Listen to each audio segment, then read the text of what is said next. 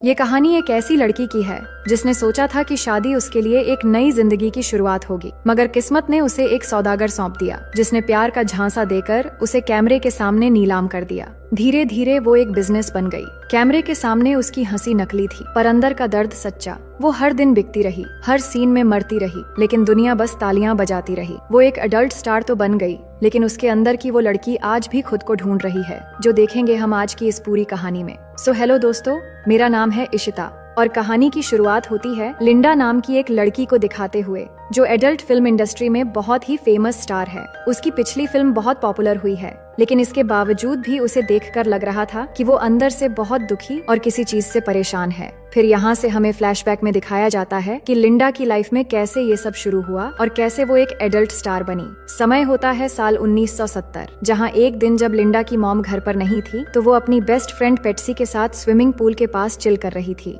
तभी पेट्सी मजाक में उसकी इनरवियर खोल देती है तो लिंडा मना करती है कि ऐसा मत करो। दरअसल एक साल पहले उसके बॉयफ्रेंड ने उसके साथ कुछ गलत कर दिया था, इसलिए वो आज तक इन सब चीजों से इनसिक्योर फील करती है। पेट्सी कहती है कि तुम अभी 21 साल की हो और तुम्हें खुलकर जीना चाहिए। लिंडा कहती है कि तुम्हें तो पता है मेरे साथ क्या हुआ था और ये सब मॉम देख लेंगी तो बहुत डांटेंगी। तभी अचानक लिंडा की मॉम घर लौट आती है, जो बहुत स्ट्रिक्ट है, और जैसे ही उन्हें इन कपड़ों में देखती हैं तो डांटते हुए तुरंत घर आने के लिए कहती हैं। इसके बाद शाम को दोनों क्लब में जाकर स्केटिंग करने लगते हैं, जहां एक बैंड परफॉर्म कर रहा था। पेट्सी बारटेंडर से कहती है कि यहाँ पर बस एक डांस करने वाली लड़की की कमी है। ये कहकर वो दोनों स्टेज पे जाकर एंजॉय करते हुए डांस करने लगती हैं। तभी वहाँ पर मौजूद चक नाम के एक लड़के को हम देखते हैं, जो लिंडा को बहुत गौर से देख रहा होता है। लिंडा पहले तो उस पर ध्यान नहीं देती, लेकिन बाहर निकलने के बाद चक कहता है कि तुम दोनों तो प्रोफेशनल डांसर बन सकती हो, जिससे बहुत सारे पैसे मिल सकते हैं। लिंडा कहती है कि मजाक अच्छा है, बट मुझे डांस करते हुए देखकर कौन पैसे देगा। चक हंसकर जवाब देता है कि तुम्हें देखने के लिए मैं तो बहुत सारे पैसे दे सकता हूँ। लिंडा समझ जाती है कि वो फ्लर्ट करने की कोशिश कर रहा है और वो पेट्सी से कहती है कि देर हो रही है, हमें घर लौट जाना चाहिए। लेकिन चक उनसे बहुत अच्छे से बात करने लगता है और यहाँ पर उनकी काफी अच्छी दोस्ती हो जाती है। फिर कुछ दिनों बाद एक रात जब लिंडा किसी पार्टी में जाने वाली थी, तभी उसकी मॉम पूछने लगती है कि रात के समय तुम कहाँ जा रही हो। तो वो कहती है, मैं पेट्सी के साथ पार्टी में जा रही हूँ और 11 बजे तक वापस आ जाऊंगी। ये पार्टी असल में चक और लिंडा की पहली डेट थी। वो दोनों बहुत सारी बातें करते हैं और दोनों एक दूसरे को किस भी करते हैं। चक उसके सामने बहुत अच्छे से पेश आता है। उन्हें देखकर ऐसा लग रहा था कि दोनों ही एक दूसरे को पसंद करने लगे थे, लेकिन यहाँ बात कुछ और है जो हमें बहुत जल्द पता चल जाएगी। कुछ वक्त गुजारने के बाद लिंडा कहती है कि मुझे जल्दी घर जाना होगा, नहीं तो मॉम बहुत डांटेंगी। जिसके बाद चक उसे घर छोड़ने जाता है, पर शुरू से ही लिंडा को उदास देखकर वो पूछता है कि शायद तुम किसी बात से परेशान हो, चाहे तो मुझे बता सकती हो। तो लिंडा कहती है कि तुम्हें ये बताना बहुत जरूरी है कि 1 साल पहले गलती से मैं प्रेग्नेंट हो गई थी और मेरी फैमिली को ये बिल्कुल भी मंजूर नहीं था, इसलिए मेरी मॉम ने मेरे बच्चे को एडॉप्शन में दे दिया। इसलिए वो मेरे साथ बहुत स्ट्रिक्ट रहती हैं और तुम्हारी बात करूंगी तो वो कभी नहीं मानेंगी। चक कहता है, तुम एक डिनर का प्लान करके मुझे तुम्हारे पेरेंट्स से मिलवा दो। मैं गारंटी देता हूँ कि उन्हें मैं बहुत पसंद आऊंगा, और अगर नहीं आया तो तुम एक रात मेरे घर पर आकर रहना। ये सुनकर लिंडा हंसने लगती है। इसके बाद अगले दिन वो डिनर में चक को बुलाती है, जहाँ चक बताता है कि वो आर्मी में था, क्योंकि लिंडा के फादर भी एक पुलिस ऑफिसर थे, इसलिए वो उन्हें इम्प्रेस करने की पूरी कोशिश करता है। फिर डिनर के बाद जब पेरेंट्स टीवी देखने लगते हैं तो लिंडा और चक किचन में चले जाते हैं। दोनों बहुत खुश थे क्योंकि लिंडा के पेरेंट्स ने चक को पसंद कर लिया था। इसके बाद दोनों वहीं पर बहुत करीब हो जाते हैं। फिर चक लिंडा के पेरेंट्स की परमिशन से उसे मूवी दिखाने के बहाने अपने घर ले आता है। वहाँ पर दोनों करीब आते हैं और कुछ खूबसूरत मोमेंट शेयर करने लगते हैं। अब लिंडा को पूरी तरह से चक पर भरोसा हो गया था और चक भी उसे बहुत प्यार करता है और उसका भरोसा जीतने में कामयाब हो जाता है। फिर उनके रोमांस के बाद लिंडा जब घर देर से पहुँचती है तो उसकी माँ उसे थप्पड़ मार देती है, जिसके बाद अगले दिन गुस्से में आकर लिंडा घर छोड़ देती है और चक के साथ जाकर रहने लगती है। अब उनके दिन अच्छे से गुजरने लगते हैं और दोनों एक दूसरे के साथ ऐसे ही हंसी खुशी समय बिताने लगते हैं।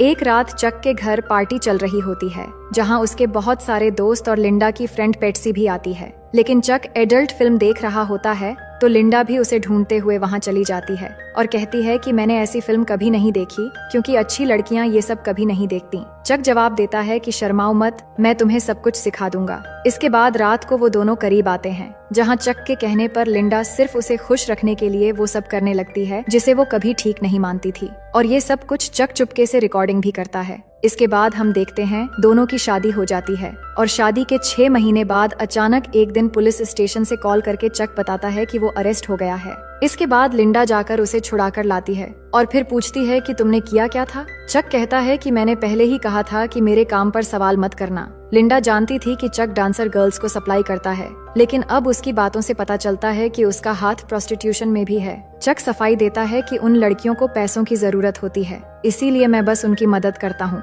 लेकिन पुलिस के चक्कर में मेरा सारा प्लान बर्बाद हो गया और अब मुझे पैसों की बहुत जरूरत है। तभी उसे एक आइडिया आता है और वो लिंडा को एक प्रोडक्शन कंपनी में ले जाता है, जहाँ के डायरेक्टर को वो पहले से जानता था। तो डायरेक्टर लिंडा का ऑडिशन देखकर उसके सामने कुछ नहीं कहता, फिर उसे कॉफी लाने के लिए भेजकर चक से कहता है कि ये लड़की नहीं चलेगी, क्योंकि अब लोगों को शरारती टाइप की लड़की चाहिए और ये तो बहुत इनोसेंट और मासूम लगती है। चक डायरेक्टर से रिक्वेस्ट करने लगता है, लेकिन डायरेक्टर्स नहीं मानते और कहते हैं इस मासूम सी लड़की की जिंदगी ऐसे ही बर्बाद मत करो, और सबसे बड़ी बात तुमने इसे बताया ही नहीं कि वो किस चीज की ऑडिशन देने आई है। लेकिन चक पैसों के लिए इतना नीचे गिर जाता है कि वो डायरेक्टर्स को वही इंटीमेट वाली वीडियो दिखाता है जो उसने चुपके से रिकॉर्ड किया था। डायरेक्टर्स ये देखकर सरप्राइज हो जाते हैं और लिंडा को फिल्म में कास्ट कर लिया जाता है। इसके बाद अगले दिन शूटिंग शुरू हो जाती है, जहां लिंडा का मेकअप चल रहा था। तभी फिल्म का इन्वेस्टर एंथनी आता है और लिंडा से कहता है, मैंने तुम्हारा काम देखा है, तुम एक बहुत बड़ी स्टार बनोगी। ये सुनकर लिंडा बहुत खुश होती है, लेकिन उसकी ये खुशी असली नहीं होती जो उसकी चेहरे से साफ पता चल रहा था। अब शूटिंग से पहले लिंडा थोड़ी नर्वस होकर प्रैक्टिस कर रही थी। तभी फिल्म का हीरो, जिसका नाम हैरी है, वो आकर लिंडा को मोटिवेट करता है कि तुम बहुत अच्छा करोगी, हम जब एक साथ सीन में होंगे तो सब कुछ ठीक हो जाएगा, इसलिए टेंशन मत लो। इसके बाद फिल्म का स्टार्टिंग सीन शूट होता है, जहां लिंडा बहुत अच्छे से परफॉर्म करती है और सब उसकी तारीफ भी करते हैं। लेकिन एंथनी चक को देखकर बुची से कहता है कि अगले दिन जब लिंडा का इंटीमेट सीन शूट होगा तो चक की वजह से प्रॉब्लम हो सकती है। इसलिए एंथनी का आदमी बुची चक से कहता है कि तुम्हें मायामी जाकर रील्स लाना पड़ेगा, नहीं तो शूटिंग बीच में रुक सकती है। चक कहता है कल लिंडा को मेरी जरूरत पड़ेगी, लेकिन बुची के कहने पर उसे जाना ही पड़ता है। फिर अगले दिन शूट शुरू होता है और लिंडा का परफॉर्मेंस सबको हैरान कर देता है। वो बहुत अच्छा करती है और सीन के बीच उल्टा हीरो की टाइमिंग ही खराब हो जाती है, लेकिन पूरी फिल्म बहुत शानदार बनती है और अब शाम को सब पार्टी करते हैं। तभी चक भी वापस आ जाता है और लिंडा से कहता है कि तुम एंथनी के पास आकर क्यों नहीं बैठ जाती। तो लिंडा मना कर देती है कि मैं थोड़ी इंपॉर्टेंट कॉन्वर्सेशन कर रही हूँ, इसलिए तुम जाकर बैठ जाओ। इसके बाद रात में चक और लिंडा के कमरे से चिल्लाने की आवाजें आती हैं, पर सबको लगता है कि वो दोनों एंजॉय कर रहे हैं। अब मूवी के पोस्टर शूट की बारी थी, जिससे लिंडा थोड़ी नर्वस होती है। तो फोटोग्राफर कहता है जैसे फिल्म में तुम्हारा कैरेक्टर है वैसे ही फील करो। लिंडा वैसे ही करती है और फोटोशूट बहुत ही परफेक्ट होता है। और जब लिंडा खुद की तस्वीरें देखती है तो उसे पहली बार खुद में खूबसूरती महसूस होती है। अब फिल्म थिएटर्स में रिलीज हो चुकी थी और लिंडा की जिंदगी में सक्सेस की रोशनी चमकने वाली थी, लेकिन चक को पैसे कम मिल रहे थे, इसलिए वो एंथनी से बात करता है। एंथनी कहता है पूरी फिल्म मैंने स्पॉन्सर की है, इसलिए ज्यादा पैसे तो मेरे हिस्से में आएंगे, पर तुम टेंशन मत लो क्योंकि लिंडा तुम्हारी ही वाइफ है और वो दुनिया भर में फेमस होने वाली है। अब फिल्म रिलीज होते ही थिएटर पर धमाल मचा देती है और ज्यादा तादाद में लोग उसकी फिल्म देखते हैं और उसकी डीवीडी बहुत ज्यादा बिकने लगती है। चारों तरफ बस लिंडा की चर्चा होने लगती है, इंटरव्यूज की लाइन लग जाती है और अब लिंडा का सपना और भी बड़ा हो गया था। उसे एक रियल फिल्म स्टार बनना था, लेकिन जब उसके पेरेंट्स को ये बात पता चलती है तो उन्हें बहुत बुरा लगता है। अब एक दिन एक प्राइवेट पार्टी रखी जाती है, जहां लिंडा की मुलाकात होती है प्लेबॉय मैगजीन के एडिटर हेफनर से, जो लिंडा को देखकर बहुत एक्साइटेड हो जाता है और उसकी बहुत तारीफ करता है। वो लिंडा से कहता है तुम रियल फिल्म स्टार बन सकती हो, जिसमें मैं तुम्हारी मदद करूंगा। इसके बाद हमें 6 साल बाद का सीन दिखाया जाता है, जहां अब लिंडा फिल्मों की दुनिया छोड़कर अपनी बायोग्राफी की बुक लिख रही थी, लेकिन पब्लिशर ने उसे पॉलीग्राफ टेस्ट के लिए बुलाया, ये जानने के लिए कि वो जो कह रही है उसमें कितनी सच्चाई है। अब लिंडा की कहानी में हमें जो दिखाया जा रहा था उसके पीछे की असली हकीकत सामने आने वाली थी। असल में लिंडा की शादी जब चक से हुई तभी से उसकी जिंदगी उलझन में पड़ गई थी। पहले तो चक उसे प्यार दिखाया करता था, लेकिन धीरे धीरे वो हर बात के लिए उसे मजबूर और कंट्रोल करता गया और लिंडा उस झूठे प्यार को समझने की कोशिश करने लगी। फिर जब पैसों की जरूरत बढ़ने लगी तो चक उसे रेडी करके एक क्लब ले गया। लिंडा ने कई बार सवाल करने की कोशिश की, लेकिन वो कहता रहा कि तुम मेरी बीवी हो और पैसों के लिए हमें मिलकर कुछ करना चाहिए। क्लब में एक डॉक्टर लिंडा को डांस करते हुए देखकर पसंद आ गई थी और वहीं से ये सब कुछ शुरू हुआ। चक ने सौदा करके उसे उस डॉक्टर के साथ जबरदस्ती एक कमरे में भेजा और इस तरह धीरे धीरे वो उसे मजबूर करने लगा कि वो इस काम में पूरी तरह उतरे। अगर लिंडा मना करती तो चक उसे बहुत मारता पीटता था। इन सब से परेशान होकर एक रात लिंडा अपनी मॉम के पास पहुंचती है और उन्हें बताती है कि चक उसे मारता है तो क्या वो कुछ दिनों के लिए यहाँ रह सकती है। लेकिन मॉम उसे तसल्ली देने की बजाय उल्टा समझाने लगती है कि मैं 18 की उम्र में प्रेग्नेंट हो गई थी, इसलिए इस समाज में मुझे बहुत कुछ सहना पड़ा, लेकिन फिर तुम्हारे डैड ने मुझे सहारा दिया। अब तुम अगर बिना पति के हमारे घर रहोगी तो लोग ताने मारना शुरू कर देंगे। शायद तुमने ही कुछ गलत किया होगा, इसलिए अभी अपने पति के पास जाओ और वो जो कहता है वो सब कुछ करो। अपनी मॉम की ये बातें लिंडा के दिल को तोड़ देती हैं। वो बस कुछ दिनों का सहारा चाहती थी, लेकिन मॉम उसे घर में नहीं रहने देती। तभी चक का फोन आता है तो उसकी मॉम लिंडा को ले जाने के लिए कहती है। फिर घर लौटने के बाद चक कहता है, अब तुम एक फिल्म करोगी, और उस तरह की फिल्म जो लोग मजे से देखते हैं। लिंडा नहीं मानती तो वो उसे गन से डराता है और जबरदस्ती मजबूर करता है। फिर कुछ दिनों तक चक उसे बहुत दर्द और तकलीफ देकर उसे एडल्ट फिल्म के लिए तैयार करता है। इसके बाद लिंडा ने डर के मारे मजबूरी में वो सब कुछ किया जो वो कभी नहीं करना चाहती थी। पहली फिल्म की शूटिंग के बाद शाम को पार्टी के वक्त जब चक ने लिंडा को एंथनी के पास बैठने के लिए कहा था तो उसने मना कर दिया था। इसलिए बाद में रूम में जाने के बाद चक ने लिंडा को बहुत मारा,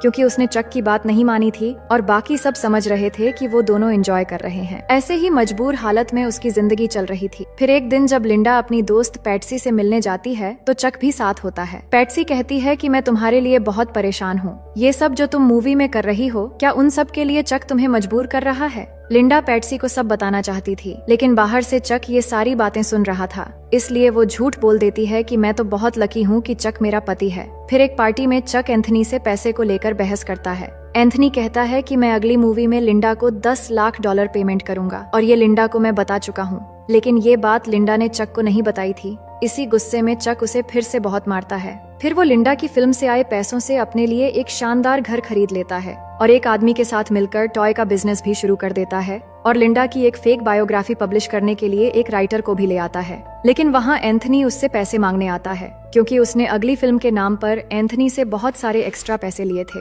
पर चक कहता है थोड़े दिन में दे दूंगा, लेकिन एंथनी कहता है कि लिंडा को एक और फिल्म के लिए मना लो। इसके बाद हम एक सीन में देखते हैं कि जब लिंडा की फिल्म रिलीज हुई थी तो हेफनर उसे रियल स्टार बनाने का लालच देकर उसके साथ एक रात बिताने के लिए कहता है। ये सुनकर लिंडा को बहुत दुख होता है, क्योंकि वो धीरे धीरे एक प्रोडक्ट की तरह बन चुकी थी। फिर एक रात लिंडा अपने पेरेंट्स को कॉल करती है तो उसके डैड कहते हैं कि हमें तुम्हारी फिल्म के बारे में सब पता चल गया है। क्या हमने तुम्हारी परवरिश इसी दिन के लिए की थी?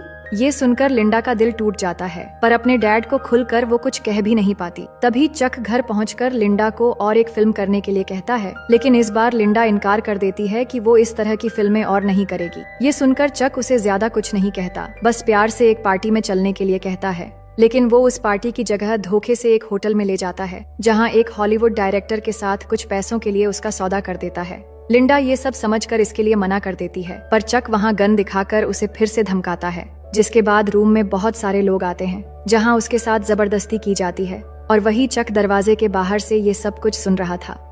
इसके बाद घर लौटते समय रास्ते में लिंडा कार से उतरकर भागने की कोशिश करती है, लेकिन कुछ दूर जाते ही गिरकर घायल हो जाती है। तभी वहाँ पुलिस की एक गाड़ी आकर रुकती है, लेकिन चक कहता है कि वो उसका हस्बैंड है, तो पुलिस वाले भी बिना शक किए उन्हें घर जाने के लिए कहते हैं और लिंडा डर के मारे कुछ बोल भी नहीं पाती। इसके बाद अगली सुबह जब चक सो रहा था तो लिंडा चुपके से निकलकर सीधा एंथनी के पास पहुंचती है। एंथनी कहता है, बस एक फिल्म और कर लो, जिसके बाद चक और तुम्हारा सारा कर्जा पूरा हो जाएगा। लेकिन लिंडा उसे सब कुछ बता देती है कि चक उसे बहुत टॉर्चर करता है और मजबूर करके सारे पैसे भी ले जाता है, इसलिए वो अब और फिल्में नहीं कर सकती।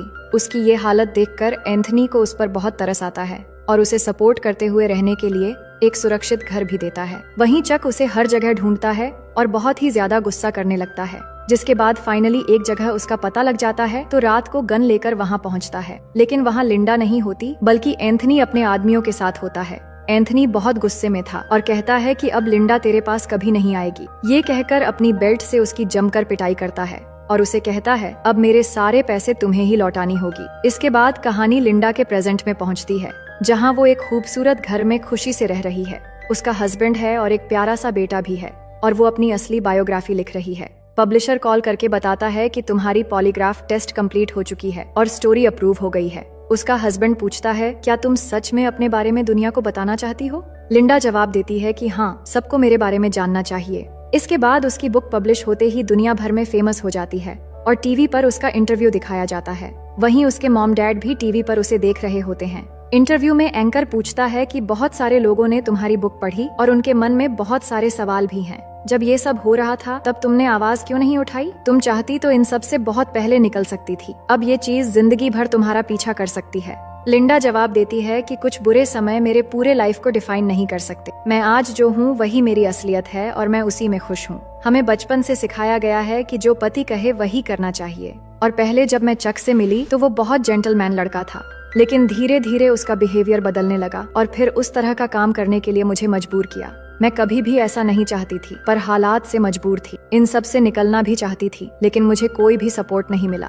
ये बात उसकी माँ भी सुन रही होती है और वो बहुत दुखी हो जाती है, क्योंकि एक माँ होने के बाद भी वो अपनी बेटी की तकलीफ नहीं समझ पाई थी। इसके बाद इतने सालों से जिन माँ बाप ने अपनी बेटी से बात तक नहीं की थी, वो आज खुद लिंडा को घर बुलाते हैं और गले लगाकर बहुत रोते हैं। अब फिर से एक बार वो सब एक पूरा परिवार बन जाते हैं और हंसी खुशी अपनी जिंदगी गुजारने लगते हैं। लिंडा की बुक ने उसे असली पहचान दिलाई और अपनी बायोग्राफी के जरिए उसने सबको मैसेज दिया कि अगर आप सच्चे हो और सच में बदलाव चाहते हो तो खुद को बदलने के लिए कभी भी देर नहीं होती। तो दोस्तों, ये कहानी आपको कैसी लगी, आप हमें कमेंट करके जरूर बताएं।